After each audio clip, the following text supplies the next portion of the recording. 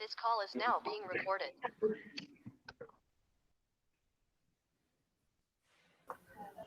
सभी का स्वागत करते हैं चाइल्ड कंजर्वेशन फाउंडेशन के नेशनल वेबिनार नंबर 71 में, जो आज हम आपके लिए लेकर आए हैं। हमारे दो स्पेशल स्पीकर्स, जो हमारे एक कहावत है कि जैसे कोयले में से हीरे को ढूंढना कितना कठिन है, वैसा ही हमने ये दो जो हमारे स्पीकर्स हैं आज के, ऐसे ही अपने संस्थान में इकट्ठे किए हुए हैं, जिसमें से एक का नाम है डॉक्टर अजय खेमरिया जी, हमारे मीडिया सेल के हेड हैं, इंचार्ज हैं। और दूसरे आप सभी जानते हैं उन्हीं को, डॉक्टर कृपा शंकर जी चौबे, सेक्रेटरी हमारे चाइल्ड कंजर्वेशन फाउंडेशन के। ये दोनों आज आपके लिए लेकर आए हैं। एक हमारा सब्जेक्ट रहेगा डॉक्टर कृपा शंकर चौबे जी का जेजे एक्ट पे अच्छे व्याख्यान रखना। एक ओपन सेशन भी रखेंगे हम लोग, दोनों के जो इंडिविजुअल सेशंस खत्म होंगे उसके बाद, जो कि आपको सभी को इन्फॉर्म कर दिया जाएगा। एक नया व्हाट्सएप नंबर भी है जो मैं अभी आपको अनाउंस करता रहूँगा पैरेलली, जो आप चैट बॉक्स में देखते रहेंगे। दूसरे स्पीकर से हमारे doctor Ajay Khemaria, media cell के हेड है, मैंने जैसा आपको भाई बताया है, जो आईटी और मीडिया, सोशल मीडिया इम्पैक्ट और मीडिया जो प्रिंट मीडिया होता है और इलेक्ट्रॉनिक मीडिया जो हमारे प्रभारी हैं, और कैसे मीडिया हमारी हेल्प करता है चाइल्ड कंजर्वेशन फाउंडेशन की, और जो सोशल एक्टिविटीज होती हैं उस सब को लेकर मीडिया कैसे इम्पैक्टफुल हो सकता है, कैसे नंबर्स मल्टीप्लाई हो सकते हैं। और मीडिया एक आज के ज़माने में एक बड़ा एज होता जा रहा है, जैसा आप सभी को पता है। एक छोटी सी चीज़ अगर बिना मीडिया के की जाए तो वो छोटी ही बनी रहती है, बट उसमें साथ में कॉम्बिनेशन मीडिया का हो जाए तो वो छोटी सी चीज़ एक बड़ा रूप ले लेती है और वो बहुत फास्टली भी इम्पैक्ट करती है। तो मैं आमंत्रित करना चाहता हूँ आज के हमारे पहले स्पीकर डॉक्टर अजय खेमरिया जी को। Sir, over to you. जी धन्यवाद गौर साहब।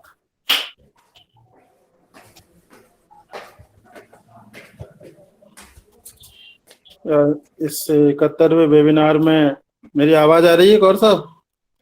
जी बिल्कुल आ रही है, चेहरा नहीं दिख रहा है, ये रिकॉर्डेड सेशन है। अच्छा होगा कि आप थोड़ी देर कैमरे को ऑन रखें। इस 71वें निर्बाध जो हमारी 71वां वेबिनार है, उस सब वेबिनार में उपस्थित हमारे फाउंडेशन के सेक्रेटरी आदरणीय डॉक्टर कृपा शंकर चौबे जी, समादरणीय राकेश जी भाई साहब मुझे दिख रहे हैं, और यहाँ उपस्थित सभी आभासी पार्टिसिपेंट्स। सोशल मीडिया कहें तो मैं इसको इस तरीके से आपसे बात शुरू करना चाहता हूँ कि पूरी दुनिया में अब जो मीडिया का परसेप्शन है, या जो मीडिया की जो डेफिनेशन है, वो एक तरीके से शिफ्ट हो रही है। और जब मैं ये कहता हूँ कि मीडिया की जो परिभाषा है वो शिफ्ट हो रही है सोशल मीडिया की तरफ, तो इस बात को कहने के पीछे बहुत ही तार्किक और प्रामाणिक आधार हमको अब लगभग 25-30 साल के सोशल मीडिया के जो हमारे जीवन में अनुभव आया है उसके बाद से बिल्कुल स्पष्ट होने लगे हैं। अभी मैं जब नेशनल एग्जीक्यूटिव काउंसिल की मीटिंग थी तब भी मैंने इस विषय को रखा था कि वर्लिन विश्वविद्यालय में इस बात पर बाकायदा एक रिसर्च पेपर सामने आया है, और उन्होंने ये कहा है उसमें कि जो आने वाली सदी होगी, यानी जो वर्तमान सदी है उसके बाद जो सदी आएगी, या 50 से 100 साल का जो अगला वक्त होगा, उस समय में जो हाथ से लिखे हुए शब्द होंगे या हाथ से लिखे हुए जो दस्तावेज होंगे वो इंसान के जीवन से धीरे धीरे खत्म हो जाएंगे। यानी जो कुछ अब ज्ञान होगा, जो नॉलेज होगी, जो सूचनाएं होंगी, वो डिजिटल फॉर्मेट पर ही उपलब्ध हो सकेंगी। इसलिए हमें इस बात के लिए अब अभ्यस्त होना पड़ेगा कि हमारा जो जीवनचर्या है वो डिजिटल सूचनाओं पर ही आगे चलने वाला है। तो जब इतना बड़ा एक तरह से डायमेंशन पूरी तरीके से बदल रहा है, तब समाज में एक भी पक्ष ऐसा नहीं होगा जो इससे अछूता रहे। तो इसलिए जब मैंने शुरुआत में आपसे ये कहा कि मीडिया का जो डेफिनेशन है, वो जो ट्रेडिशनल मीडिया जिसको हम मानते हैं प्रिंट और इलेक्ट्रॉनिक बात के दौर में, वो अब धीरे धीरे से शिफ्ट होने की कगार पर है और इसकी शुरुआत हो चुकी है। तो सबसे पहले हम इसी बात को एक मन स्थिति हमारी बनाना पड़ेगी कि अब जो हमको सूचनाएं मिलने वाली हैं या जो सूचनाएं हम संकलित करना चाहते हैं, आपने देखा होगा एक दौर ऐसा था जब सभी अखबार के दफ्तरों में एक लाइब्रेरियां हुआ करती थी, वहां पुराने अखबारों को रखा जाता था। लेकिन अब जितने भी बड़े बड़े मीडिया हाउस हैं उन सबको डिजिटाइजेशन करके उन अखबारों का वो डिजिटल प्लेटफॉर्म पर उनको संधारित कर रहे हैं, यानी उनका एक अभिलेखागार बनाने की तैयारी वो कर रहे हैं, और बड़े मीडिया हाउस ये सब काम कर चुके हैं। तो अब चाइल्ड कंजर्वेशन फाउंडेशन के नजरिए से अगर हम देखें, क्योंकि हम यहाँ पर एक तरीके से सोशल एक्टिविस्ट तो नहीं लेकिन सामाजिक क्षेत्र में काम करने वाले, हम स्व प्रेरणा से काम करने वाले लोगों का एक समूह है हमारा, और समय के अनुसार चलना हमारी भी आवश्यकता भी है और मजबूरी भी बनता है। तो मैं सबसे पहले इस बात के लिए सबसे आग्रह करूंगा कि जितने भी लोग हैं इस क्षेत्र में काम करने वाले, वो अपने आप को डिजिटल प्लेटफॉर्म पर एक्टिव करना सीखें। अब बात आती है कि सूचना का महत्व कितना है। तो हम और आप ये सभी कुछ इस बात से परिचित हैं सब लोग कि सूचना के बिना इंसान का जीवन जो है ना वो बहुत ही असंभव है। सूचनाओं से युक्त व्यक्ति ही इंसान और जानवरों में विभेद करने में सक्षम होता है। इसलिए ऐसा कोई भी व्यक्ति जो सामाजिक क्षेत्र में कार्यरत है, उसे सूचनाओं से लवरेज रहना बहुत आवश्यक है। अब सूचनाओं के लिए हमें अखबारों पर, पत्रिकाओं पर, या जो दूसरे परंपरागत माध्यम थे किताबों से जुड़े हुए या और रिसर्च पेपर से जुड़े हुए, तो अब उनसे हमें अपना डायमेंशन एक तरीके से बदलना पड़ेगा। हमें अपना जो कंसंट्रेशन है वो बदलना पड़ेगा, और इसके लिए हमें व्यवहार परिवर्तन की जो सबसे कठिन चुनौती होती है उस पर अपने आप को कसौटी पर कसना पड़ेगा। आमतौर पर व्यवहार परिवर्तन जो होता है वो बहुत आसान नहीं होता। मसलन आप देखेंगे कि अगर आपको अखबार पढ़ने की आदत है प्रिंट का, तो अगर आपसे कह दिया जाए कि आपको 1 महीने अखबार नहीं मिलेगा तो आपके अंदर स्वाभाविक एक बेचैनी सी महसूस आप करते हैं। लेकिन अब मैं आपको कुछ फैक्ट बताता हूँ। फैक्ट वो ये है कि जितने भी बड़े मीडिया हाउसेज हैं, जैसे दैनिक भास्कर है, दैनिक जागरण है, टाइम्स ऑफ इंडिया है, हिंदुस्तान टाइम्स है, राजस्थान पत्रिका है, इन जितने भी अखबार हैं सबका जोर इस बात पर है कि वो उनके डिजिटल संस्करण पर पाठक पढ़ने के लिए आए, यानी कि वो प्रिंट को धीरे धीरे कम कर रहे हैं। और जो शुरुआती आंकड़े हैं मीडिया इंडस्ट्री के, वो बहुत ही चौंकाने वाले हैं उन लोगों के लिए जो मीडिया का मतलब अखबार और दूसरे ट्रेडिशनल इंस्ट्रूमेंट को मानते हैं। वो ये कि पिछले 5 वर्षों के अंदर अखबारों का 61% जो राजस्व है वो प्रिंट पर जाने की तुलना में शिफ्ट हो गया है। कहाँ? डिजिटल प्लेटफॉर्म पर, यानी वेबसाइट्स पर, पोर्टल्स पर बड़े संख्या में जो और माध्यम है, फेसबुक है, व्हाट्सएप है, ट्विटर है, इस तरफ शिफ्ट हुआ है।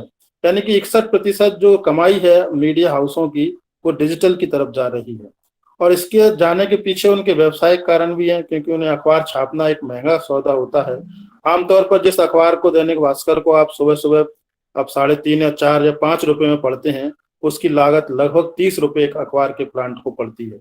तो दोनों ही दृष्टिकोणों से मीडिया का डिजिटल प्लेटफॉर्म की ओर शिफ्ट होना फायदेमंद है। दूसरा एक महत्वपूर्ण बात इसके अंदर ये है कि हमें अब सूचनाओं के लिए इंतजार नहीं करना पड़ता। आप देखेंगे अगर आपके मोबाइल ऐप में, मोबाइल फोन में अगर दैनिक भास्कर या जागरण या टाइम्स का या एसटी का कोई ऐप डाउनलोड है तो आपको वो सूचना तत्काल मिलती है। अगर प्रधानमंत्री ने कल कोई एड्रेस किया है केदारनाथ में, तो जैसे जैसे वो लाइव टीवी पर दिखाई देते हैं वैसे ही अब वो अखबार के जो ऐप हैं उस पर नजर आते हैं। तो मैं जो कहना आपसे चाह रहा हूँ कि जो मीडिया की जो डेफिनेशन है वो अब परंपरागत जो अपना स्वरूप है उसको छोड़ करके इस डिजिटल प्लेटफॉर्म की ओर शिफ्ट हो गई है। और आने वाले समय में और ज्यादा इसके अंदर संभावनाएं मीडिया हाउस तलाश रहे हैं।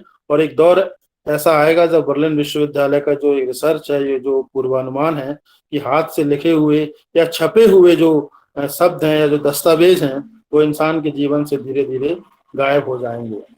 जब ऐसी परिस्थितियां निर्मित होने वाली हैं या हो रही हैं, तब हमको अपने आप को प्रासंगिक रखने के लिए समय के अनुसार चलना पड़ेगा। तो एक तरफ सूचना की ताकत जो व्यक्ति को मजबूत बनाती है, व्यक्ति को एक तरीके से तुलनात्मक रूप से अन्य लोगों से एडवांस बनाती है, स्मार्ट बनाती है, तो निश्चित तौर पर जो चीज हमको स्मार्ट बनाती है, यानी हमारे पास जितना ज्यादा सूचनाओं का संग्रह होगा, जितने ज्यादा सूचनाओं का संसार से हमारा रिश्ता होगा, हम उतने ही स्मार्ट कहलाएंगे। तो हमें स्मार्ट रहने के लिए अब जो बदलता हुआ सूचना का संसार है उसके साथ अपने आप को कोरिलेट करना ही पड़ेगा। अब दूसरा पक्ष इसका ये है कि भले ही जो मौजूदा पीढ़ी है या इस प्लेटफॉर्म पर जुड़े हुए लोग सीसीएफ के माध्यम से लगभग जो अधेड़ वय उम्र के कहे जा सकते हैं, क्योंकि 40 और 35 से लेकर के 50 की उम्र के हैं। हालांकि राकेश भाई साहब जरूर 60 के बाद भी जो हैं वो 50 प्लस में ही दिखते हैं और अभी उम्र अपनी 16 साल ही बताते हैं वो। तो इसके बावजूद ये जो पीढ़ी है इस प्लेटफॉर्म से जुड़ी हुई या सीसीएफ से जुड़ी हुई, वो उतनी टेक्नो फ्रेंडली नहीं है।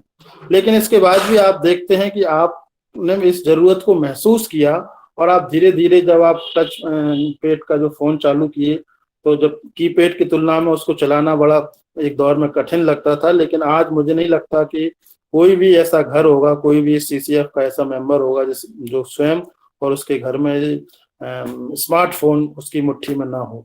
तो जब हमने अपनी आवश्यकता के अनुसार इसको अपने व्यवहार में ढालने की कोशिश की है, तो क्यों ना हम इसको बिल्कुल स्मार्ट तरीके से अपने जीवन में अपनाने की कोशिश करें। अभी आमतौर पर देखा ये जाता है कि सोशल मीडिया के जो प्लेटफॉर्म है वो एक तो फेसबुक, दूसरा व्हाट्सएप, दो सबसे लोकप्रिय मॉडल हैं सोशल मीडिया के। और मैं मानता हूं हम में से जितने भी लोग यहाँ जुड़े हुए हैं या जो नहीं जुड़े हैं इस प्लेटफॉर्म से, हमारे मेंबर, वो सब इन प्लेटफॉर्म पर एक्टिव हैं। एक्टिव होने का मतलब ये कि उनके अकाउंट बने हुए हैं। अब एक्टिव होना और प्रोएक्टिव होना, इन दोनों में एक अंतर है। हमको स्मार्ट बनने के लिए आवश्यकता इस बात की है कि हम अतिशय सक्रियता के साथ में इस स्मार्ट के जो इंस्ट्रूमेंट हैं स्मार्ट बनने के, उनको अपने जीवन में अपनाने की कोशिश करें। तो मैंने उस दिन भी जो हमारी नेशनल एग्जीक्यूटिव की मीटिंग थी तब ये बात उठाई थी कि सोशल मीडिया का प्लेटफॉर्म मूल रूप से जो कंसेप्ट है वो इस बात को लेकर के बनाया गया कि ये विचारों का विनिमय होना चाहिए, ये विचारों के प्रवाह को समझने की कोशिश का एक माध्यम होना चाहिए। लेकिन आमतौर पर जो सोशल मीडिया के जो लोकप्रिय प्लेटफॉर्म है व्हाट्सएप और फेसबुक, वो अगर हम ईमानदारी से देखें तो हमारे आत्म प्रशंसा के प्रचार के माध्यम बन गए हैं। क्या वास्तव में हम इसका उपयोग विचारों को समझने, कानून को समझने, या जो बदलती हुई दुनिया है उसमें जो घटनाक्रम घटित हो रहा है उससे अपने आप को अपडेट रखने के लिए उपयोग कर पा रहे हैं या नहीं कर पा रहे हैं? इस सब चीज का ईमानदारी से जो आत्मनिरीक्षण है वो हमें आज करने की आवश्यकता है। सोशल मीडिया का महत्व इतना अत्यधिक है कि मैं आपको एक और आंकड़ा बताता हूं कि जो बड़े राजनीतिक दल हैं वहां हर राजनीतिक दल के पास में अब आईटी सेल, जैसे कि हमारे यहाँ सीसीएफ में भी आईटी सेल है। अमूमन जो एनजीओ हुआ करते थे या इस तरह के स्वयंसेवी संगठन या गैर लाभकारी संगठन हुआ करते थे, वो आईटी सेल अपने यहाँ नहीं रखा करते थे। लेकिन आज चूंकि उन्हें वक्त के साथ चलना है, बदलते वक्त में अपने आप को ढालना है, इसलिए बगैर आईटी सेल के अब ना पॉलिटिकल पार्टियों का काम चलने वाला है और ना सीसीएफ जैसे समाज सेवा में काम करने वाले संगठनों का। तो इसलिए महत्वपूर्ण यही हो गया है कि हम सोशल मीडिया का जो हैंडल्स हैं, सोशल मीडिया के जो प्लेटफॉर्म हैं, उनका उपयोग अपने आप को व्यक्तिगत तौर पर और हम जिस संस्थान के साथ जुड़े हुए हैं उस संस्थान को मतलब वक्त के साथ चलने योग्य बनाएं, खुद भी स्मार्ट बने और हमारे संगठन को भी स्मार्ट बनाने में अपना योगदान दें। ये हम तभी दे सकते हैं जब हम पूरी निष्णांतता के साथ में, पूरी प्रामाणिकता के साथ में इस सोशल मीडिया के प्लेटफॉर्म का उपयोग करना शुरू करें। अब शुरू करें मैंने इसलिए कहा कि जानते तो सभी हैं, लेकिन इसका उपयोग करने में हम कहीं ना कहीं कंजूसी बरतते हैं। हम ईमानदारी से इस बात को देखें कि जो फेसबुक को हम चलाते हैं वहां हम कितने ऐसे पेज को लाइक करते हैं जो हमारे चाइल्ड कंजर्वेशन या चाइल्ड वेलफेयर या जो हमारी सरकार के नीतिगत स्तर पर निर्णय लेने वाले संगठन हैं उनसे हम जुड़े हुए हैं। क्योंकि हम जब ऐसे संगठनों, ऐसे बड़े व्यक्तियों या बड़े समूहों को अपने फेसबुक पेज के साथ में जोड़ते हैं तो हमें वहां से उनके अपडेट रेगुलर मिलते रहते हैं। हमारे ट्विटर हैंडल पर हम आज शाम को या अपना जब भी समय आपको मिले तो आप खंगालिए कि आपके ट्विटर हैंडल में कितने लोगों को, आप ऐसे लोगों को फॉलो करते हैं जो स्वयंसेवी संगठनों से जुड़े हुए हैं और जो विशेषकर जिनके पास एक्सपर्टीज स्किल हैं चाइल्ड वेलफेयर से जुड़ी हुई या चाइल्ड कंजर्वेशन से जुड़ी हुई, क्या हम उनको अपने ट्विटर हैंडल से फॉलो करते हैं या नहीं करते। दूसरा, हम व्हाट्सएप का उपयोग किस मानसिकता के साथ करते हैं, किस एक टारगेट के साथ करते हैं, इस बात पर भी निर्भर करता है। आमतौर पर व्हाट्सएप पर सूचनाओं की बाढ़ आती है, लेकिन हमको बाढ़ का पानी जिस तरीके से उपयोग में नहीं आता, वैसे ही व्हाट्सएप से आने वाली सूचनाएं भी जो होती हैं वो हमारे लिए पीने योग्य पानी की तरह, जिस तरह बाढ़ का पानी नहीं होता, वैसे ही इसमें आने वाली सभी सूचनाएं भी हमारे लिए उपयोगी नहीं होती। तो जब आप स्मार्ट होकर के इसका उपयोग सोशल मीडिया का शुरू करते हैं, तो आपको ये बताने की या ये समझने की आवश्यकता नहीं होती कि इस बाढ़ में से हमारे लिए उपयोगी चीज क्या है। तो हमें स्मार्ट तरीके से इस बात की शुरुआत करना चाहिए कि कौन सी सूचनाएं हमारे व्यक्तित्व को आकर्षक बनाने के लिए, व्यक्तित्व को स्मार्ट बनाने के लिए, और हमारे संगठन के लिए कौन सी चीजें, कौन सी सूचनाएं उपयोगी हैं, उन सबको ग्राह्य करने का एक अपने आप माध्यम हम इन सूचनाओं के माध्यम से अपने आप को बनाएं। हम कितने एक्टिव हैं, इस बात के कई पैरामीटर्स हमको अपने आप स्वतः ही समझ में आ सकते हैं। जैसे कि अगर आप देखें कि हम सीसीएफ के भी व्हाट्सएप पर ग्रुप में से इतनी सूचनाएं आपके लिए भेजते हैं, उन सूचनाओं को हम कितनी गंभीरता से लेते हैं। अब स्मार्ट बनने के लिए ये है कि अगर आप सीसीएफ को स्मार्ट बनाना चाहते हैं, तो ये हम अपने आप से ये पूछें कि जब चौबे जी या आईटी सेल से गौर साहब या भुवनेश जी हमको फॉरवर्ड करते हैं इस वेबिनार से जुड़ी हुई लिंक, तो हम कितनी बार उसको वास्तव में खोल करके देखते हैं, और हम कितने लोग ऐसे होते हैं जो उसे आगे कम से कम 5 लोगों को फॉरवर्ड करते हैं। आप एक बार में सिर्फ 5 लोगों को फॉरवर्ड कर सकते हैं, तो कम से कम एक बार तो ये कष्ट हम उठा सकते हैं या नहीं उठा सकते सीसीएफ और खुद को स्मार्ट बनाने के लिए, ये हम सबको आज सोचने की आवश्यकता है। फेसबुक के पेज पर आप देखिए, तो हम जब भी ये वेबिनार करते हैं, तो क्या इस वेबिनार से जुड़ा हुआ कोई खबर, या इस वेबिनार से जुड़ा हुआ कोई पोस्टर, या इस वेबिनार से जुड़ी हुई कोई भी गतिविधि, हम में से कितने लोग ऐसे हैं जो फेसबुक पेज को अपना अपडेट करते हैं, तो इस सूचना को हम साझा करते हैं। मैं आपसे ये सब इसलिए बता रहा हूँ कि आपके स्मार्ट होने में, क्योंकि आप अगर सीसीएफ से जुड़े हुए हैं, अगर सीडब्ल्यूसी के साथ जुड़े हुए हैं, या जुवेनाइल जस्टिस बोर्ड से जुड़े हुए हैं, या किसी और ऐसे ऑर्गेनाइजेशन के साथ जुड़े हुए हैं, तब आपके जुड़ने का सबसे महत्वपूर्ण बात यह है कि आपको सोसाइटी यानी कि समाज आपको इस बात की अधिमान्यता देता है या नहीं देता है। एक सीडब्ल्यूसी के मेंबर के तौर पर काम करना, जेजे बोर्ड के मेंबर के तौर पर काम करना एक अलग चीज है, और आपकी इस भूमिका को समाज में अधिमान्यता मिलती है या नहीं मिलती, ये एक सबसे महत्वपूर्ण बात है। आप 3 साल का कार्यकाल पूरा करके चले जाते हैं, लेकिन आपके पास अगर ये पहचान नहीं है कि एक आप अच्छे बाल अधिकार कार्यकर्ता हैं, तो आपका यहाँ पर काम करना, मेरा यहाँ पर काम करना सिर्फ वैसा ही है जैसे कोई समय को काटना।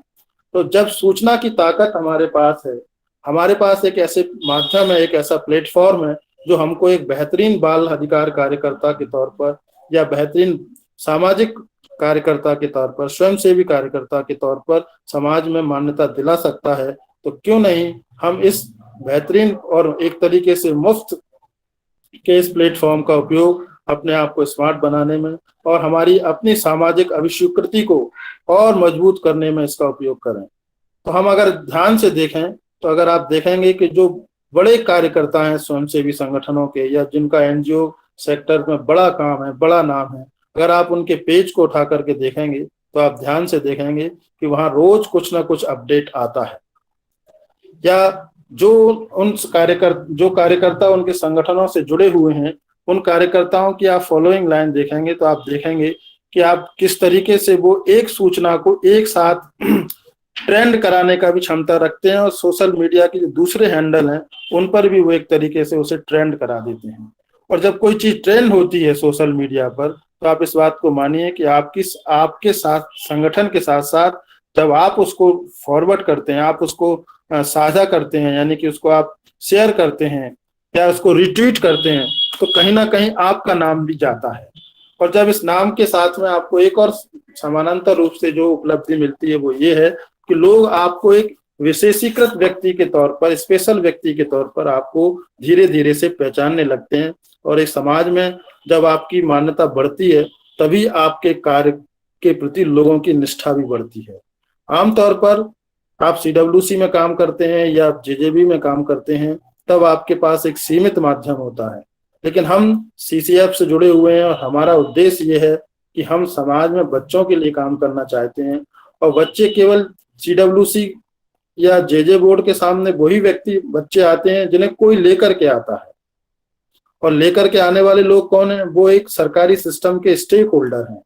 लेकिन जब आपका ऑरा इतना मजबूत हो जाएगा कि आपको लोग आपके शहर में, आपके जिले में एक बाल अधिकार कार्यकर्ता के तौर पर जानने पहचानने लगते हैं, तब स्वतः लोग आपके पास आते हैं। वो लोग भी आते हैं जो स्टेक होल्डर के माध्यम से नहीं आ सकते हैं। तो मैं बुनियादी रूप से आपसे ये कहना चाहता हूँ कि आप अपने प्लेटफॉर्म जो है सोशल मीडिया के, उसे केवल आत्म प्रशंसा या आत्म प्रचार का एक माध्यम ना मान करके उसे अपना जो महत्वपूर्ण आपका एसेट्स है, जीवन में सबसे बड़ी निधि होती है व्यक्ति की सामाजिक निधि और सामाजिक पहचान। पैसा और पद दोनों चीज हैं, लेकिन आपके पास सामाजिक पहचान नहीं है, तब आपका ना ही पैसा काम आता, ना आपका CWC का 3 साल का कार्यकाल या JJB का कार्यकाल, या किसी बड़े NGO में भी आप एक मुलाजिम की तरह काम कर सकते हैं। लेकिन समाज में जब तक आपकी अभिस्वीकृति नहीं होगी, समाज में आपकी सर्वस्पर्शी पहचान नहीं होगी, तब तक आपके लिए बहुत महत्वपूर्ण और सुकून का काम नहीं हो सकता। तो मैं बुनियादी रूप से तो यही कहना चाहता हूं कि आप के सामने एक खुला मैदान है। आप इन प्लेटफॉर्म का उपयोग करके अपने आप को इतना अच्छा सामाजिक कार्यकर्ता बना सकते हैं। बाल अधिकार के क्षेत्र में आप, मैं दावे से कह सकता हूं, अगर आप अपना प्रचार करते हैं इन प्लेटफॉर्म्स के माध्यम से, और जब मैं अपने प्रचार की बात करता हूं तो आत्म प्रचार की बात नहीं करता, मैं बात कहता हूं कि आपके फेसबुक पेज को अगर कोई खोलता है तो उस पर चाइल्ड कंजर्वेशन फाउंडेशन के साथ साथ जो बच्चों से जुड़े हुए रिलेटेड जो मैटर है, बच्चों से जुड़ा हुआ जो इश्यू है, बच्चों से जुड़े हुए जो रिसर्च है, वो आपके पेज से रिफ्लेक्ट होना चाहिए। आपके रिट्वीट इस तरीके के होना चाहिए कि लोग पढ़ने के लिए मजबूर हो जाएं।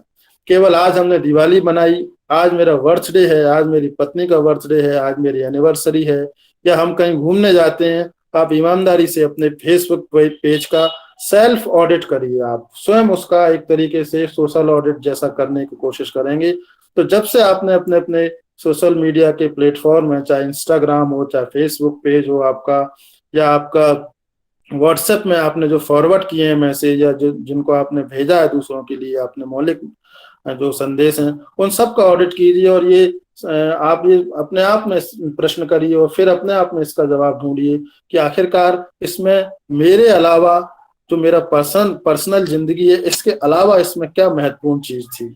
या तो हम जो बाढ़ आती है उस बाढ़ में से उस गंदे पानी को आगे बढ़ाने का काम करते हैं, या केवल अपनी आत्म प्रशंसा का काम करते हैं। लेकिन इंसान के जीवन का मूल उद्देश्य तो वही है जो समाज के लिए कुछ ना कुछ हम करने की कोशिश करें। और व्यक्ति अकेला चाह कर के नहीं कर सकता, इसके लिए उसे समाज का साथ चाहिए, और समाज भी उस व्यक्ति का साथ दे, तो हम निर्णायक तौर पर, प्रामाणिक तौर पर समाज में वास्तव में जिस उद्देश्य के लिए यहाँ वेबिनार में जुड़ते हैं, जिस उद्देश्य के लिए CCF के साथ में हमने टाई अप एक तरीके से किया है, अपने आप को एक तरीके से अनुबंध किया है इस संस्थान के साथ में, तो हम इन सब के साथ न्याय कर सकते हैं। आप ध्यान से देखिए, अगर बच्चों के क्षेत्र में काम करने वाले जितने भी लोग हैं, आप मध्य प्रदेश का, मैं एक बहुत सादा एक सिंपल सा है आपको एग्जांपल देता हूँ, कैलाश सत्यार्थी जी का। आज से लगभग 15-20 साल पहले भी बचपन बचाओ आंदोलन अखबारों में छपता था, तब लोग उसे इस अर्थ में नहीं जानते थे कि एक दिन ये जाकर के दुनिया का सबसे बड़े पुरस्कार विजेता भी कैलाश सत्यार्थी जी होंगे। एक छोटी सी जगह है, जैसे मैं जहाँ शिवपुरी में हूँ वैसे ही विदिशा भी एक छोटी सी जगह है। हम जिलों से लोग जुड़ते हैं, ऐसा ही एक जिला है विदिशा, वहां से कैलाश सत्यार्थी जी निकलते हैं और पूरी दुनिया में बच्चों के मामले में छा जाते हैं। तो उनका एक जो सबसे बड़ी ताकत थी वो ये थी, वो मुझे अच्छे से ध्यान है, 15 या 18 साल पहले कैलाश सत्यार्थी जी शिवपुरी आए थे, और शिवपुरी आने के बाद उन्होंने सब जब अपना वो जो उनका बचपन बचाओ आंदोलन का कार्यक्रम था हमारे एक स्कूल में, प्राइवेट स्कूल में, उसके बाद सबसे पहले वो पत्रकारों से मिलने के लिए गए थे। आप कल्पना कीजिए, शिवपुरी में लगभग 2-3 पत्रकारों के दफ्तरों में वो गए थे। उस समय मैं दैनिक भास्कर में था और वो मेरे दफ्तर तक हम लोगों के साथ वो आए थे, बैठे थे। आप इसके पीछे मूल उद्देश्य यही था कि वो जो बात कहना चाहते हैं, बचपन बचाओ आंदोलन का जो कंसेप्ट है, उस कंसेप्ट को वो मीडिया के माध्यम से नीचे समाज के अंतिम छोर तक ले जाने की कोशिश कर रही थी। अब आज के बदलते दौर में आप इस बात को अपने आप से समझने की कोशिश करिए कि अगर हम CCF से जुड़े हुए हैं, या हम बाल कल्याण समितियों या दूसरे स्टेक होल्डर के तौर पर काम कर रहे हैं, तो हमें भी हम मीडिया फ्रेंडली बनना पड़ेगा। अब जमाना थोड़ा सा बदल गया, अखबार के दफ्तरों में जाने की आवश्यकता नहीं होती। अब हमें किसी पत्रकार के पास पर्सनली जाकर के बात करने की भी आवश्यकता नहीं, इतनी सुविधा इस टेक्नोलॉजी के माध्यम से मिल गई है। अब अगर आप सीसीएफ से जुड़े हुए हैं, दूसरा अगर आप किसी स्टेक होल्डर के तौर पे काम कर रहे हैं, तो ये आपकी आत्मनिरीक्षण आपको करना चाहिए कि आपके जिले के जितने भी मीडिया हाउस हैं, जितने भी पत्रकार हैं, चाहे वो इलेक्ट्रॉनिक मीडिया के हों, चाहे वो आपके प्रिंट मीडिया के हों, या आजकल एक नया वर्ग मीडिया के अंदर खड़ा हुआ है, वो डिजिटल प्लेटफॉर्म पर है। कई ऐसे महत्वपूर्ण पोर्टल और वेबसाइट्स हैं जिनके स्थानीय स्तर की रीच जो है प्रिंट मीडिया के पत्रकारों से ज्यादा है। इसलिए क्या हमारे उनके साथ में बहुत अच्छे संबंध हैं या नहीं? अभी दिवाली का मौका था, अभी अक्सर हम लोग इस बात को प्रैक्टिस में ला सकते हैं कि जितने भी ऐसे पत्रकार हैं, हर जिले के जनसंपर्क दफ्तर में आजकल एक सूची होती है जो ऑनलाइन है, जो मध्य प्रदेश डीपीआर के नाम से आप अगर वेबसाइट खोलेंगे तो वहाँ पूरे जिले के पत्रकारों के नाम आपको मिलेंगे। मैं मोबाइल नंबर और मेल आईडी के साथ में आपको उपलब्ध रहती हैं। अगर आप पीआईबी की वेबसाइट खोलेंगे, press information bureau of India की, जहाँ दिल्ली में जितने पत्रकार केंद्र सरकार उनको अपने पंजीकृत करती है, उनके मोबाइल नंबर, मेल आईडी सब कुछ उपलब्ध है। तो आपको अपनी गाड़ी उठा करके या मोहल्ले मोहल्ले जो उनके दफ्तर हुआ करते थे अलग अलग, वहां जाने की भी आवश्यकता नहीं है। तो आपको सबसे पहले अपने मोबाइल में, अपने स्मार्टफोन में स्मार्ट बनने की शुरुआत यहीं से करना पड़ेगी। भले ही आपका उन पत्रकारों से संपर्क नहीं है, लेकिन दिवाली का मौका था, आप उनको एक शुभकामना संदेश भेजें, अपना परिचय लिख करके भेजें कि मैं इस पद पर काम करता हूँ या इस संस्थान से जुड़ा हुआ हूँ। आप एक तरफा अभी उनके साथ में कन्वर्सेशन जैसा शुरू करेंगे और एक वक्त ऐसा आएगा जब वो आपसे खबरों के लिए आपसे संपर्क करेंगे। तो हमें सबसे पहले मीडिया के साथ में अपना एक दोस्ताना संबंध रखना होगा, और जब ये शुरुआत करेंगे तब निश्चित तौर पर आपकी खबरों को स्थानीय स्तर पर जगह मिलना शुरू होगी।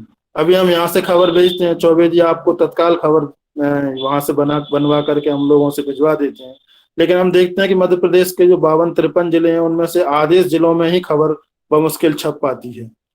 वो इसलिए क्योंकि हम अखबार की वर्किंग या मीडिया हाउसेस की वर्किंग से परिचित नहीं है। हम केवल वेबिनार में जुड़ते हैं और जुड़ने के बाद हमारा जो ग्रुप होता है उस ग्रुप को खोल करके नहीं देखते हैं।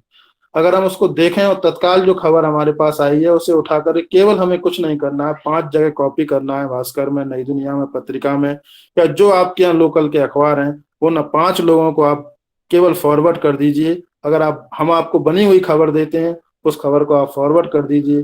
भले ही शुरुआत में वो न लगे, 5 बार, 6 बार, 10 बार आप जब भेजेंगे तब 11वीं बार मैं आपसे दावे से कहता हूं कि आपकी खबर 11वीं बार से हर बार लगना चालू हो जाएगी।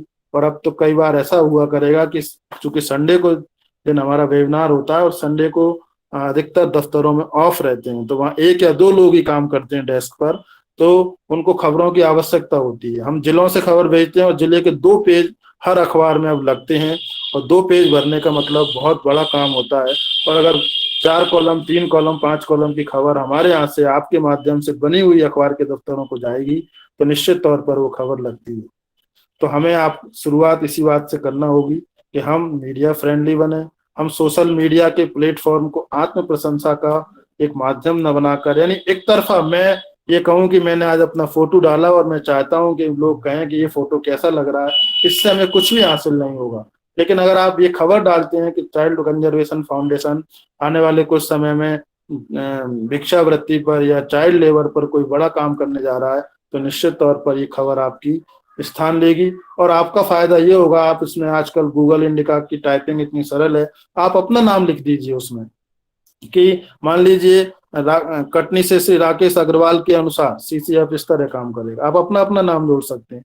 यहाँ से हम नाम जोड़ करके 50 जिलों में नहीं भेज सकते, इसलिए आपके पास एक कॉमन समाचार होता है, उस समाचार में आप शुरुआत में अपना नाम जोड़ दीजिए कि सीसीएफ के कोर कमेटी के या सीसीएफ के लाइफ मेंबर या सीसीएफ के सदस्य या जो जिस पद पर भी आप हैं उस पद को आप जोड़ करके अपना नाम आप उसमें जोड़ सकते हैं। आपका नाम भी समाज में प्रचारित होगा। प्रचार माध्यम और सूचनाओं में जब आप हिस्सा बनेंगे तब आपकी जो स्वीकृति है एक बाल अधिकार कार्यकर्ता के तौर पर बहुत आसानी से और बहुत ही सस्ते में, जिसको मैं कहता हूँ बिना खर्च के, आपको स्थापित हो जाएगी। और एक महत्वपूर्ण बात कह के मैं अपनी बात, चूंकि 4:36 हो गया, मुझे 30 मिनट का समय दिया था, हमें स्मार्ट बनने के लिए सबसे पहले हम केवल स्टेक होल्डर की तरह काम न करें, सरकारी मुलाजिम हम नहीं है। इसके लिए आपको बिल्कुल सजग होकर के आप जितने समय इस क्षेत्र में काम करना चाहते हैं, एक सूचना का परफेक्ट व्यक्ति आप खुद होना चाहिए। यानी आपसे बात करके व्यक्ति को लगे, समाज के किसी भी व्यक्ति को, चाहे वो नौकरशाही ब्यूरोक्रेसी का हो या पॉलिटिशियन हो या समाज के कोई और व्यक्ति हो, आपसे बात करके उसे ऐसा लगना चाहिए कि आप इस विषय के मास्टर हैं। इसलिए आप नियम बनाइए, आप अपने फेसबुक पेज पर यूनिसेफ की जो वेबसाइट है उसका जो पेज है उसको लाइक करिए। वहां से जैसे ही कोई सूचना अपडेट होती है आपके पेज पर अपने आप वो दिखने लगेगी। इसी तरह से आपको सोशल जस्टिस जो डिपार्टमेंट है मध्य प्रदेश का, उसका जो वेबसाइट है उसको रेगुलर देखते रहना चाहिए। उसका भी पेज है। जो केंद्र का सामाजिक न्याय और अधिकारिता मंत्रालय है, क्योंकि हमारा जो काम है वो केवल एक बच्चों के क्षेत्र में काम करना नहीं है, क्योंकि हम समग्रता के साथ काम करने की कोशिश कर रहे हैं। हमारे वेबिनार में हमने सामाजिक न्याय विभाग के तमाम बड़े जो दिल्ली और मध्य प्रदेश के बड़े अफसर हैं, जो बड़े नीति निर्माण करने वाले लोग हैं, उनको यहाँ पर चौबे जी ने बुलवाया है। तो जब उनको बुलवाया है तो कई ऐसी महत्वपूर्ण बातें उन्होंने हमको बताई, जैसे डिसेबल बच्चों के मामले में हम क्या कर सकते हैं। तो जुवेनाइल जस्टिस एक्ट में आपको ये चीजें नहीं नजर आती। तो हमें इसके लिए आपको कन्वर्जन जिसको कहते हैं योजनाओं का, विभागों का, उसकी तरफ भी ध्यान देना चाहिए। तो सामाजिक न्याय और जो अधिकारिता मंत्रालय है भारत सरकार का, उसकी वेबसाइट भी हम खोल कर देखें, उसमें अपडेट्स आते हैं। हर सरकार के डिपार्टमेंट में अपडेट्स रहते हैं। वहाँ बहुत सी योजनाएं बच्चों से जुड़ी हुई होती हैं। अभी जैसे मध्य प्रदेश या कई राज्यों में नशा मुक्ति का एक बड़ा चैलेंज, मतलब नशाखोरी का एक बड़ा चैलेंज हमारे सामने है। तो इस विभाग का काम जो है ना वो सोशल जस्टिस डिपार्टमेंट के अंतर्गत आता है। तो हम केंद्र सरकार का भी है और मध्य प्रदेश सरकार का सामाजिक न्याय विभाग के नाम से है, उनको हम रेगुलर देखते रहें। जब भी समय मिले हम व्हाट्सएप या दूसरी चीजों से फारिग होकर के 10-15 मिनट का समय इस तरह की वेबसाइट्स को देखना भी शुरू करें। दूसरा, एक नालसा की वेबसाइट्स आती है हमारे यहाँ, जो अभी लीगल एड के बिना हमारा काम नहीं होता है। अभी चौबे जी ने लगभग 2 या मुझे लगता है 3-4 लोगों को लीगल एड से इस 71 वेबिनारों में जोड़ा है। तो लीगल एड किस तरीके से हम उपलब्ध करा सकते हैं, क्योंकि पॉक्सो के मामले भी हमारे पास आते हैं और हम CWC में बैठ के कई बार इस दुविधा में रहते हैं कि इस बच्ची की मदद किस तरीके से कराएं। तो कंपनसेशन से जुड़े हुए मामले हैं, लीगल एड से जुड़े हुए मामले हैं, विधिक साक्षरता से जुड़े हुए मामले हैं। तो उसके लिए हमें नालसा जो है, जो हमारा नेशनल जो लीगल एड जो हमारा सेल है और जिसको हम डालसा कहते हैं जिलों में, वो सब उसके अंदर पूरा लिटरेचर और पूरी तरीके से आपको पूरा नीचे से ऊपर तक की योजनाएं उसमें मिली होंगी। हम MPWCD यानी मध्य प्रदेश महिला बाल विकास की वेबसाइट को भी रेगुलर देखते रहें। केंद्र सरकार की जो वेबसाइट है उसको भी हम देखते रहे महिला बाल विकास की। दूसरा, हमारा RTE से जुड़े हुए बहुत बड़े इश्यू आते हैं CWC के सामने कि इन बच्चों के एडमिशन नहीं होते, या जो बच्चे भिक्षावृत्ति या बाल मजदूरी में होते हैं तो उनको हम कैसे रिहेबिलिट करें शिक्षा के माध्यम से। तो हमारे पास RTE की हमको जानकारी। अब RTE कानून तो बन गया, लेकिन उसके अंदर तमाम प्रोविजन सरकार बदलती रहती है अपनी जरूरत के हिसाब से। तो वो सब आपको कहाँ मिलेंगे? मध्य प्रदेश शासन की जो आपका स्कूली शिक्षा, शालेय शिक्षा विभाग है, उसके वेबसाइट्स पर RTE का एक अलग से ब्रोशर डला रहता है और उसमें अमेंडमेंट जो आते रहते हैं वो उसमें हमको उपलब्ध हो जाते हैं। इसके अलावा जो बड़े NGO हैं उनकी वेबसाइट्स भी हमें देखते रहना चाहिए। हम चाइल्डलाइन इंडिया फाउंडेशन से बहुत नजदीक से जुड़ते हैं, लेकिन हमको ये जानकारी नहीं होती कि इसकी फंक्शनिंग क्या है, इसको कौन लोग रन करते हैं, इसका स्ट्रक्चर कैसा है, बाकी के जिलों में कौन से लोग इसको, कौन सी संस्थाएं चलाती हैं, कैसे लोग चला रहे हैं। तो हमें चाइल्डलाइन की इंडिया फाउंडेशन की जो वेबसाइट है उसको भी रेगुलर तरीके से विजिट करते रहना चाहिए। दूसरा, जो भारत सरकार के जो दूसरे मंत्रालय हैं, ऐसे कई जो मंत्रालय हैं जिनका सीधा वास्ता तो हमको नहीं दिखता, लेकिन हमारी आवश्यकता कई बार उनके साथ पड़ती है। तो हमें ऐसे अपडेट जो है ना रेगुलर इनके साथ में जुड़े होकर के रहना चाहिए। तीसरा, जो मध्य प्रदेश उच्च न्यायालय की वेबसाइट है उस पर भी हमारे लिए बहुत महत्वपूर्ण चीजें जो है ना उपलब्ध रहती हैं, क्योंकि हमारे जो JJ बोर्ड है और जो CWC है वो कहीं ना कहीं एक तरीके से एक बहुत बड़े हस्तक्षेप और या ये कहिए संरक्षण में मध्य प्रदेश उच्च न्यायालय देश भर के सभी उच्च न्यायालयों की टेरिटरी जो वहाँ लगती है उनके अधीन हम काम करते ही हैं। तो मध्य प्रदेश उच्च न्यायालय से भी इस तरह के सर्कुलर JJ एक्ट से जुड़े हुए रेगुलर आते रहते हैं। तो मेरा आप सबसे इतना ही आग्रह है कि इन सब के साथ में अपने आप को जोड़िए और जो सोशल मीडिया का प्लेटफॉर्म है उसको इन सब समाहित करते हुए अपने आप को स्मार्ट बनाएं और अपने ऑर्गेनाइजेशन को स्मार्ट बनाएं। बहुत बहुत धन्यवाद। बहुत बहुत धन्यवाद डॉक्टर अजय खेमरे जी, आज का जो आपका सेशन रहा है ये रियली एक आई ओपनर रहा है यंगस्टर्स के लिए भी, और जो हमसे जो पार्टिसिपेंट रेगुलरली जुड़ते हैं उन्होंने इतनी अच्छी जानकारियां आपसे ली है। क्योंकि एक लाइक अगर आपके एक पोस्ट पे एक लाइक आपका जो इम्पैक्ट देता है, और एक डिसलाइक और अनलाइक एक चीज होती है जो साइलेंट रहती है, दैट समथिंग हैज व्यूड, आपके एक कंटेंट को या आपके पोस्ट को देखा गया है, उस पर लाइक भी नहीं किया गया है और उसको अनलाइक भी नहीं किया गया है, बट उसको देखा गया है। तो ये सारी चीजें कितनी इम्पैक्टफुल होती हैं, इस पर आपने बहुत अच्छे से रोशनी डाली। हमारे साथ आज चाइल्ड कंजर्वेशन फाउंडेशन के अध्यक्ष जी भी जुड़े हुए बने हुए हैं। हमारा सौभाग्य है कि उन्होंने अपना टाइम निकाला बहुत कीमती, और वो हमारे साथ बने हुए हैं। तो मैं जो हमारा सेक्शन जो अभी नेक्स्ट है, डॉक्टर कृपा शंकर जी चौबे जी का जो जे पर अपने व्याख्यान रखेंगे, उससे पहले अगर आप अलाउ करें तो हम लोग कोशिश करते हैं कि डॉक्टर राघवेंद्र जी शर्मा जो हमारे साथ अभी कुछ समय के लिए बने हुए हैं वो हमसे रूबरू हों और हमारे लिए जो संदेश देना चाहते हैं वो दे दें, और आगे इस सेशन को हम कंटिन्यू करें। क्वेश्चन एंड आंसर सेशन हमारा रखा हुआ है, आप अपने क्वेश्चन, हमने नया व्हाट्सएप नंबर दिया हुआ है, उसको याद रखिएगा। आपके सीधे डायरेक्ट क्वेश्चन जो आप सब्जेक्ट रिलेटेड हमसे करना चाहते हैं वो उस पर टाइप करके हमें भेजिए, ताकि हम उसको सम्मिलित करें और उसके अप्रोप्रिएट आंसर आपको त्वरित इस लाइव सेशन में ही देना शुरू करें। जी भाई साहब, राघवेंद्र जी, भाई साहब आप सुन रहे हैं क्या?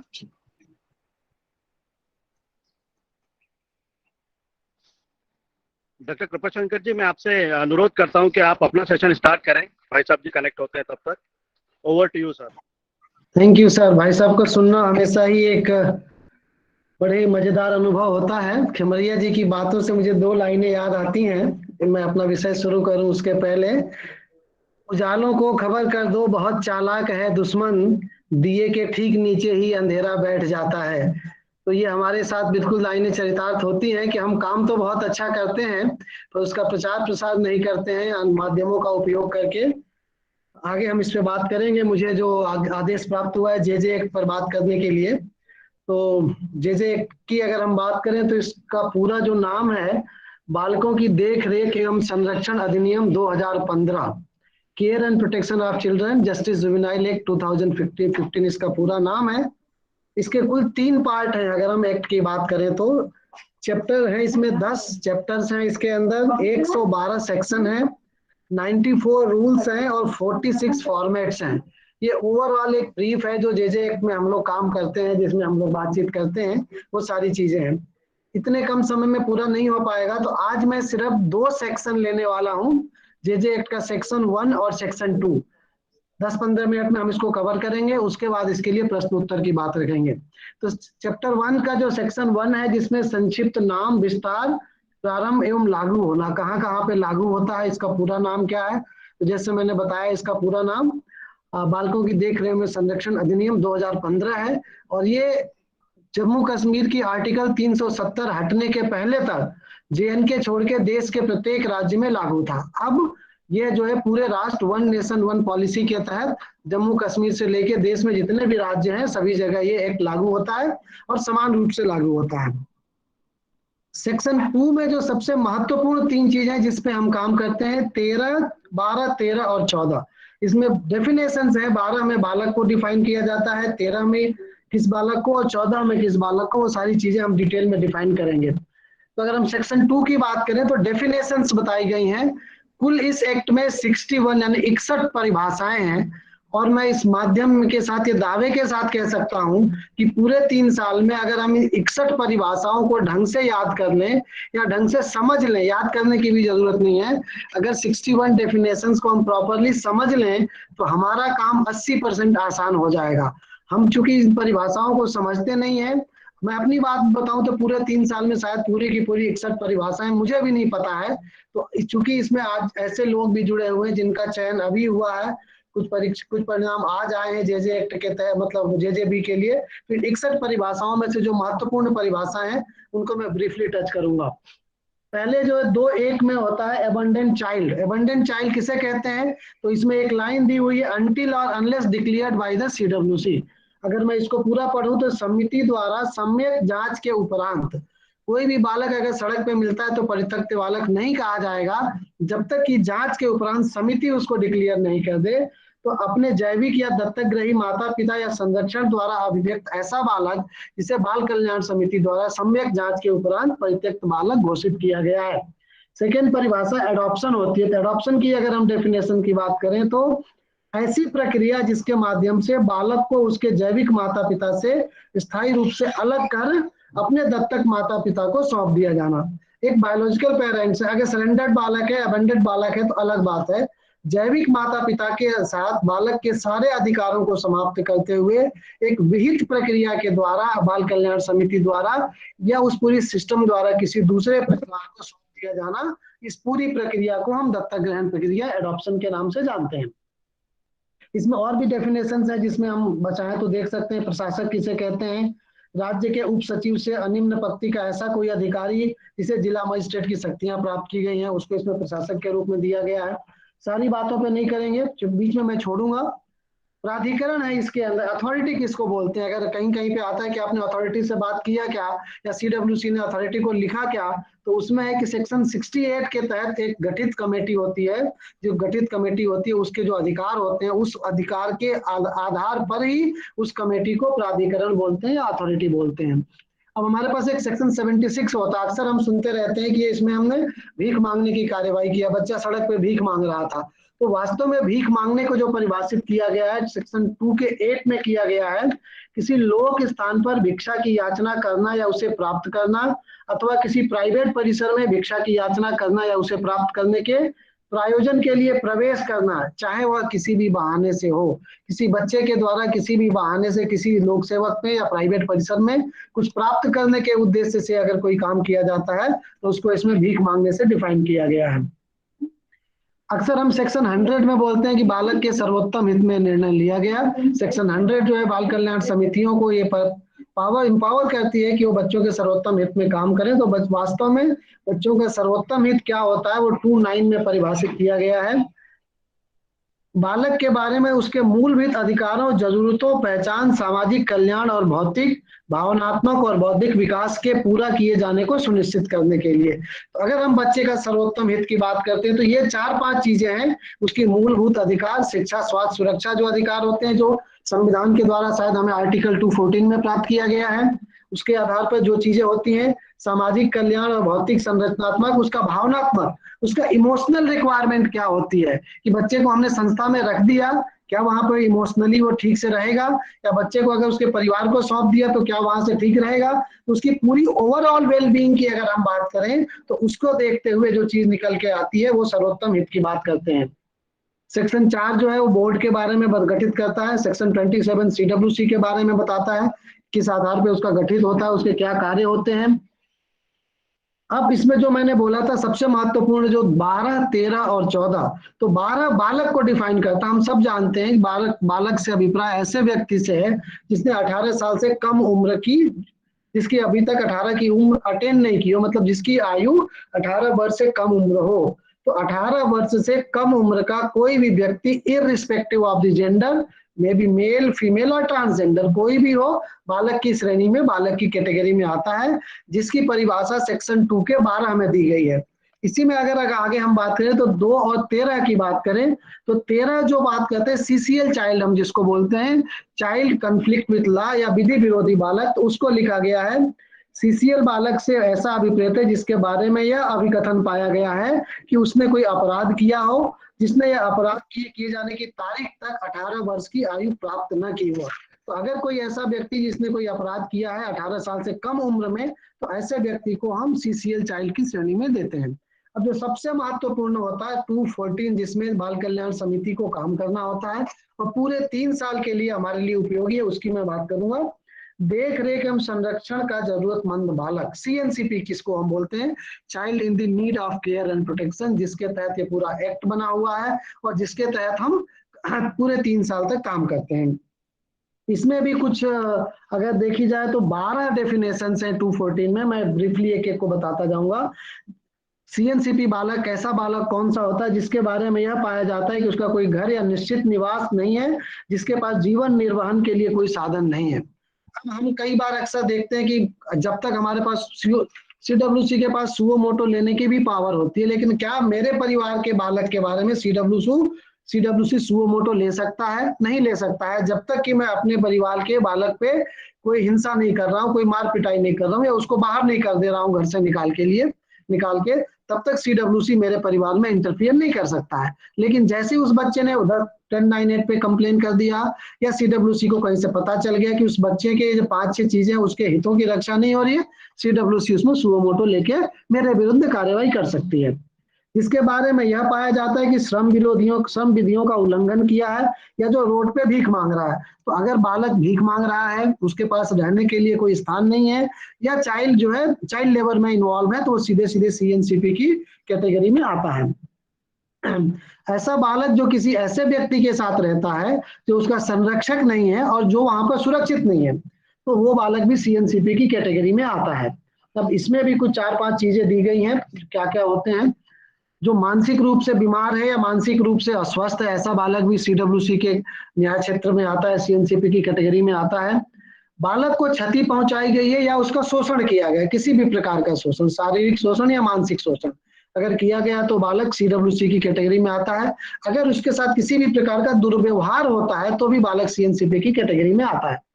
बालक को मारने, उसे क्षति पहुंचाने, उसका शोषण करने या उसके साथ दुर्व्यवहार करने की धमकी दी गई है, या धमकी को कार्यान्वित किए जाने की युक्ति संगत संभावना है, जहां सीडब्ल्यूसी को लगता है कि इस बालक के साथ ये अपराध घटित हो सकते हैं, संभावना है।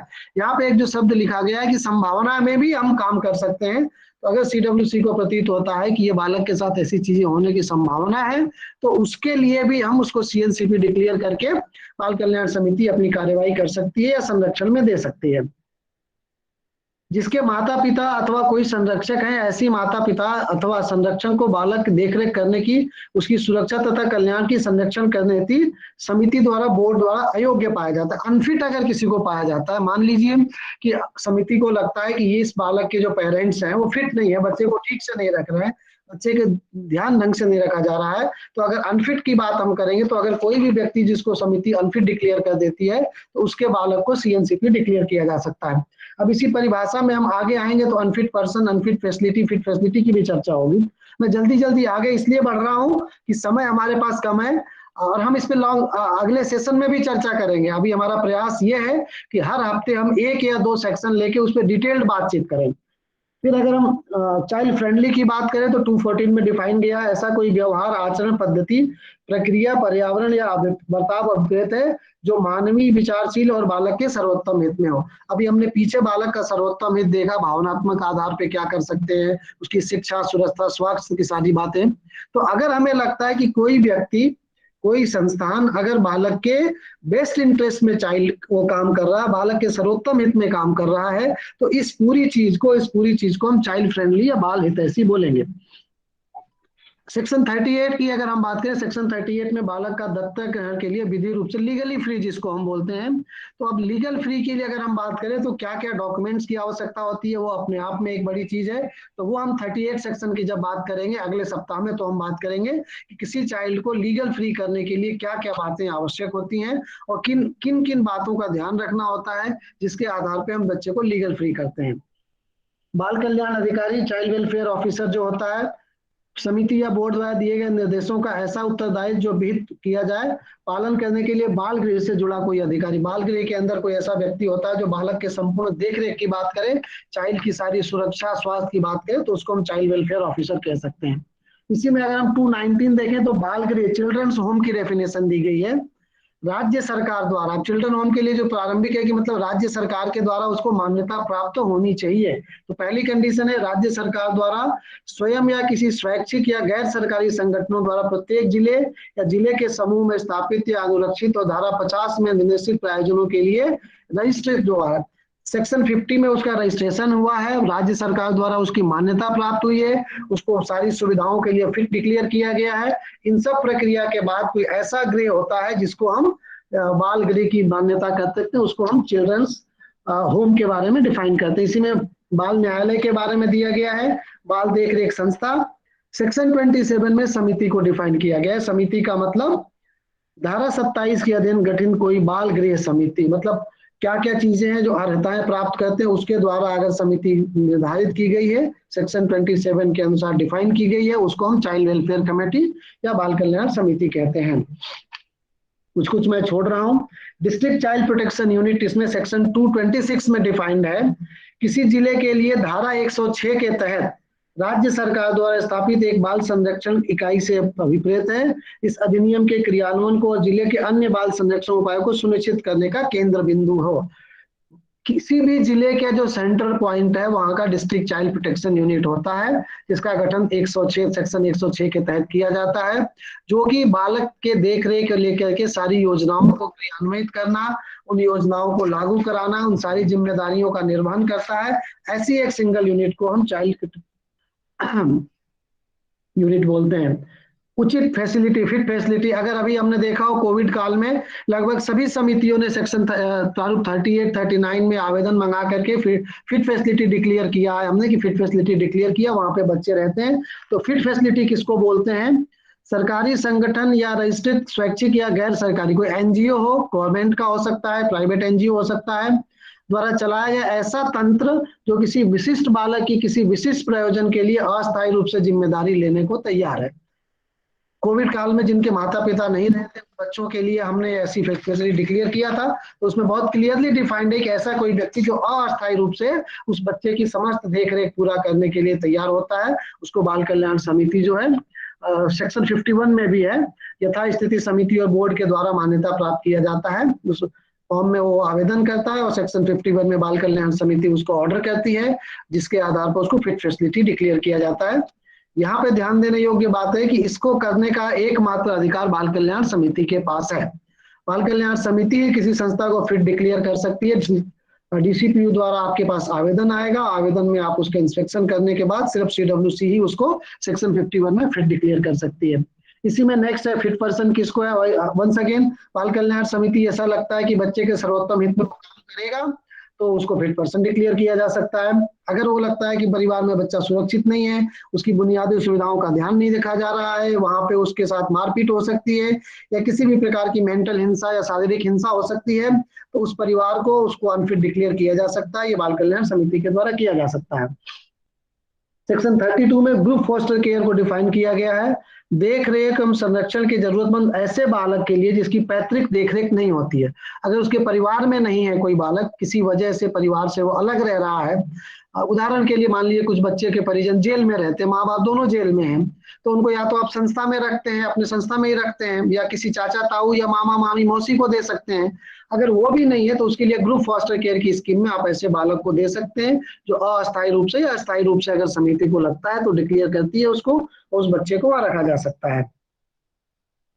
सेक्शन 35 में किशोर से है, 18 वर्ष से कम आयु का बालक अभिप्रेत है, उसको हम किशोर भी कहते हैं। इसी सेक्शन 36 में देखें तो narcotic drugs and psychotropic drugs को दिखाया गया है। वे पदार्थ जो स्वापक औषधीय मन प्रभावी पदार्थ नियम 1985 मतलब एनडीपीएस स्कीम 1985 एनडीपीटी एक्ट 1985 के तहत जो जो चीजों को डिफाइन किया गया वो औषधियों का सेवन या वो किया जाता है, तो वो सारी चीजों को नारकोटिक ड्रग्स की कैटेगरी में आता है। सेक्शन 41 में ओपन शेल्टर को डिफाइन किया गया है। डेफिनेशन 41 में डिफाइन किया है बालकों को छोड़ने के लिए राज्य सरकार धारा 43 की उपधारा 1 के अधीन स्वयं या किसी स्वैच्छिक या गैर सरकारी संगठन द्वारा स्थापित और अनुरक्षित तथा उस धारा में बिना निर्दिष्ट प्रायोजन के लिए उस रूप से रजिस्ट्रीकृत सुविधा तंत्र है। तो सेक्शन 41 में खुला आश्रय को डिफाइन किया गया है कि किस तरह से मतलब एक टेम्परेरी केयर, डे केयर की हम बात करें कि पूरे दिन के लिए बच्चों को वहां रखते हैं, पढ़ाई लिखाई की जाती है, खाना पीना दिया जाता है, शाम को पेरेंट्स उनको घर ले जाते हैं। तो ऐसे पेरेंट्स जो वर्किंग पेरेंट्स हैं इनका उपयोग कर सकते हैं, या पन्नी बीनने वाले बच्चे या जिनका कोविड काल में जैसे उनका घर नहीं रहा ऐसा किसी आपदा की स्थिति में, तो उसके लिए हम जो देते हैं 41 में डिफाइन किया है ओपन शेल्टर को। 42 में ऑर्फन चिल्ड्रन डिफाइन किया गया है जिसके जैविक या दत्तक माता पिता या विधि संरक्षक विधि सम्मत संरक्षक नहीं है, जिसके लीगल बायोलॉजिकल पेरेंट्स नहीं है, जिसके माता पिता नहीं है और जिसका मतलब लीगल कोई गार्जियन नहीं है, या जिसका विधिक संरक्षण बालक की देखरेख करने का इच्छुक नहीं है। मेरा बच्चा है पर मैं उसका देखरेख नहीं करना चाहता हूं, तो उस केस के लिए अगर वो बालक आता है तो उस बालक को ऑर्फन की कैटेगरी में रखते हैं, उसको ऑर्फन डिफाइन कर सकते हैं। प्लेस ऑफ सेफ्टी है सेक्शन 46 में है। ऐसा स्थान या ऐसी संस्था जो पुलिस, हवालात या जेल नहीं। यहाँ देखने की बात यह कि ये जेल नहीं है। तो जब हम किसी बच्चे को जेजे बोर्ड द्वारा कोई सजा दी जाती है तो ये चीज ध्यान में रखने की आवश्यकता होती है कि उसको जब हम प्लेस ऑफ सेफ्टी में भेजते हैं तो उसको सजा वर्ड ना यूज करके वो ऐसे स्थान से बात होती है जिसकी स्थापना पृथक रूप से की गई है, जो यथास्थिति किसी संप्रेक्षण गृह या किसी विशेष गृह से जुड़ी हुई है, जिसका भार साधक व्यक्ति विधि का उल्लंघन करने वाले अभिकथित बालक का उल्लंघन करने पाए गए ऐसे बालकों को बोर्ड या बालक न्यायालय के आदेश के दौरान या जांच के दौरान दोषी पाए जाने तक सतत पुनर्वास के लिए वहां पे रख सकता है। तो ऐसी पूरी फैसिलिटी को हम प्लेस ऑफ सेफ्टी के नाम से जानते हैं। अब सेक्शन 55 में स्पेशल जुवेनाइल पुलिस यूनिट की बात की गई है। स्पेशल पुलिस जुवेनाइल हर जिले में एक यूनिट होती है जो बालकों के लिए काम करती है, सीडब्ल्यूसी के आदेश पे काम करती है। जब 99% केस में या 100% केस में हम कहें तो सीडब्ल्यूसी या जेजे बोर्ड के लिए ही वो काम करती है। उसके पास और कोई रोल नहीं दिया जाता है। बच्चों को एक जिले से दूसरे जिले स्थानांतरित करने के लिए उसका प्रयोग किया जाता है, उसका उपयोग किया जाता है। तो किसी जिले या नगर के पुलिस बल का एक बालकों से संबंधित और धारा 107 के अधीन बालकों को संभालने के लिए या उस रूप में अभिहित कोई अन्य पुलिस एकक जिसे रेल पुलिस अभिप्रेरित है, जो मैंने बताया कि उन्हीं बालकों को संभालने के लिए, उनको एक स्थान से दूसरे स्थान पर ले जाने के लिए, उनकी काउंसलिंग करने के लिए या कोई आवश्यकता होती है तो उसके लिए जिस पुलिस बल का प्रयोग किया जाता, पुलिस का उपयोग किया जाता है वो एसजेपीयू के नाम से डिफाइंड है। 5-1 मिनट का और समय है मेरे पास, मैं 1-2 सेक्शन और ले लूंगा। स्पेशलाइज्ड एडॉप्शन एजेंसी सेक्शन 57 में डिफाइंड है। अनाथ, परित्यक्त और अभ्यर्पित बालकों के जिन्हें दत्तक ग्रहण के प्रायोजन के लिए समिति के आदेश पर रखा गया है। बाल कल्याण समिति के आदेश पर ऐसे बालकों को जिनको कि हम लीगल फ्री कर सकते हैं, सरेंडर किए गए हैं, जिनको दत्तक ग्रहण के लिए उपयुक्त बालक हैं, उनको जहां रखा जाता है उसको स्पेशलाइज्ड एडॉप्शन एजेंसी रखे जाते हैं, कहते हैं। सेक्शन 65 के तहत इसका गठन किया गया है। स्पॉन्सरशिप सेक्शन डेफिनेशन 58 में बताया गया है कि ऐसे परिवार जो बालक के चिकित्सकीय, शैक्षणिक और विकास संबंधी जरूरतों को पूरा करने के लिए वित्तीय अन्यथा अनुपूरक सहायता का उपबंध अभिप्रेरित करते हैं, इसको स्पॉन्सरशिप की जाती है। मतलब एक ऐसा परिवार जो बालकों की अन्य मतलब बालकों की सारी सुविधाओं को, बालकों की सारी जरूरतों को पूरा करते हैं, चिकित्सकीय, शैक्षणिक और विकास के संबंधी जरूरतों के लिए। इसमें राज्य शासन द्वारा कुछ एक अमाउंट दिया जाता है और उसके आधार पे इसको डिफाइन किया गया है। राज्य सरकार किसे बोलते हैं, स्टेट गवर्नमेंट 59 में बताया गया है। किसी संघ राज्य क्षेत्र के संबंध में संविधान के अनुच्छेद 239 के अधीन राष्ट्रपति द्वारा नियुक्त उस संघ राज्य क्षेत्र के प्रशासक से अभिप्रेरित है। संविधान के 239 में राज्य सरकार को डिफाइन किया गया है। उस आधार पे जेजे एक्ट में भी बताया गया है कि जो अर्हताएं पूरी करती है उसको राज्य शासन के नाम से जानते हैं। तो ये 59 था। 60 में हम अभ्यर्पित बालक, जो सरेंडर चाइल्ड के बारे में बताया गया है। ऐसा बालक जिसके माता पिता अथवा संरक्षक द्वारा ऐसे शारीरिक, भावनात्मक और सामाजिक कारणों के कारण जो उनके नियंत्रण से परे। अब यहाँ पे देखने की बात है, जब हम बच्चे को कोई सरेंडर करने लाता है समिति में तो हमें जो पैरामीटर्स देखने की आवश्यकता होती है कि ऐसी क्या वजह है जिसकी वजह से वो सरेंडर कर रहा है, क्या वो वजह उसके कंट्रोल में नहीं है। अगर उनके कंट्रोल में नहीं है तो बच्चे को सरेंडर किया जा सकता है। कई बार बोलते हैं कि दो लड़कियां हो गई, हम सरेंडर करना है, ये गलत है। आपको ऐसे सरेंडर के लिए बिल्कुल सीडब्ल्यूसी को मना कर देना चाहिए। लेकिन मान लीजिए वो बालक की देखरेख ही नहीं कर पा रहा, उदाहरण के लिए पति पत्नी है, पत्नी की मृत्यु हो गई है, पति अकेला है और वो जॉब पे जाता है और वो कुछ नहीं कर पाता है, तो ऐसे केस में अगर वो सरेंडर करना चाहता है तो बाल कल्याण समिति चाहे तो उसको कंसीडर कर सकती है, या उसको सरेंडर ना करे क्योंकि भावनात्मक जुड़ाव है, उसको किसी संस्था में भी रख सकता है। तो ये टोटल जो है 61 जो भाषाएं मैंने आपके समक्ष रखी 15-20 मिनट में जो रख सकते थे। अगले सप्ताह हम हो सकता है इनमें से किसी एक अधिनियम के बारे में डिटेल बात करें। आगामी सप्ताह में हम लगातार डिटेल बात करते रहेंगे एक्ट के ऊपर। एक वक्त हमारे किसी और विषय पे बात करेंगे और दूसरे हम एक्ट के ऊपर बात करेंगे। विषय से संबंधित कोई प्रश्न हो आप रख सकते हैं। मेरी तरफ से इतना ही। बहुत बहुत धन्यवाद डॉक्टर चौबे। ये जो सब्जेक्ट आपने हमारे सामने रखा और जितने भी पार्टिसिपेंट ने इसको लाइव सुना, अब हम एक्सपेक्ट करते हैं आपके डायरेक्ट क्वेश्चंस। मैंने अभी टाइप भी किया हुआ है, आपके जो क्वेश्चंस हो स्पेसिफिकली आप डॉक्टर चौबे जी से या डॉक्टर खेमरिया जी से डायरेक्टली थ्रू ये जो हमारा question and answer session start हो रहा है उसमें आप रख सकते हैं। आपका स्वागत है अपने क्वेश्चंस के साथ। राजेंद्र जी, जया जी, जी जी एक जी आप एक करके एक अपना प्रश्न क्वेश्चन। आया है खमरिया जी के लिए, how to control media professionalism, media की व्यावसायिकता को कैसे कंट्रोल करें? अजय जी।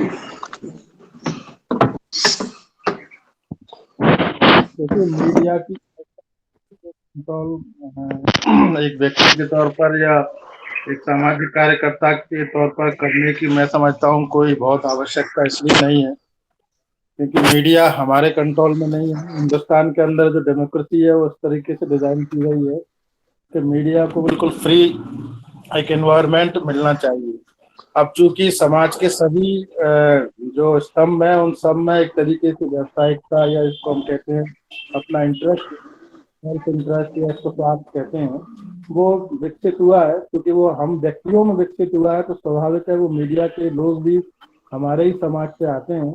तो हमें तो उनकी व्यावसायिकता के बीच में से अपनी जगह बनाने की कोशिश करनी चाहिए। ये एथिक्स से जुड़ा हुआ मामला है और ये समाज में सभी जगह नैतिकता जब स्थापित होगी तो स्वाभाविक है मीडिया में भी व्यावसायिकता की कमी आएगी।